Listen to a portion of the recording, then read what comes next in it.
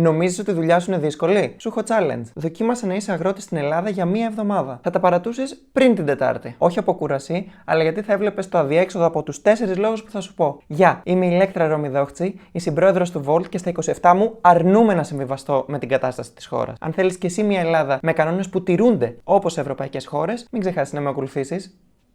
Λόγος νούμερο 1. Το χωράφι σου θα ήταν μικρό. Στην Ελλάδα έχουμε τα δεύτερα μικρότερα χωράφια στην Ευρώπη. Άρα μόνο σου δεν μπορείς να αγοράσεις φθηνά εφόδια. Η λύση θα ήταν συνεταιρισμοί. Όμως, στην Ελλάδα συνεταιρισμός σημαίνει κακοδιαχείριση και κομματικά μαγαζιά. Μέχρι και τα αιτήματα του 1950 είναι επίκαιρα. Λόγος νούμερο 2. Επιδοτήσεις. Χωρίς κεφάλαιο, μένεις με αρχαία μηχανήματα και χαμηλή παραγωγή. Τι κάνεις για να επιβιώσεις? Περιμένεις την επιδότηση. Καταλήγεις να κυνηγάς προϋποθέσεις και γραφειοκρατία αντί να παράγεις προϊόντα. Λόγος νούμερο 3. Διαφθορά. Τα κομματικά στελέχη τρώνε με χρυσά κουτάλια και κυριολεκτικά κλέβουν πόσους κάνουν τίμια δουλειά. Και δεν είναι μόνο πεκεπέτα, έχουμε πει σε παλιότερο βίντεο. Τελειωτικό χτύπημα. Λόγος νούμερο 4. Κλιματική κρίση. Αλλάζει, ξηρασία, πλημμύρες και από υποδομές 0. Το αθάνατο ελληνικό χάος σε αφήνει αθωράκιστο στο έλεος του καιρού. Ο αγροτικός τομέας είναι ο καθρέφτης της Ελλάδας. Περιμένουμε τα έτοιμα, κάνουμε τα στραβά μάτια στην παρανομία και όταν σκάσει το πρόβλημα, απλά φωνάζουμε για να μην ξεβολευτούμε. Λοιπόν, όχι. Χρειαζόμαστε αλλαγή νοοτροπίας τώρα. Ειλικρινά, πόσο ακόμα θα συνεχίσουμε να ζούμε σε μια χώρα χωρίς προοπτική για το μέλλον?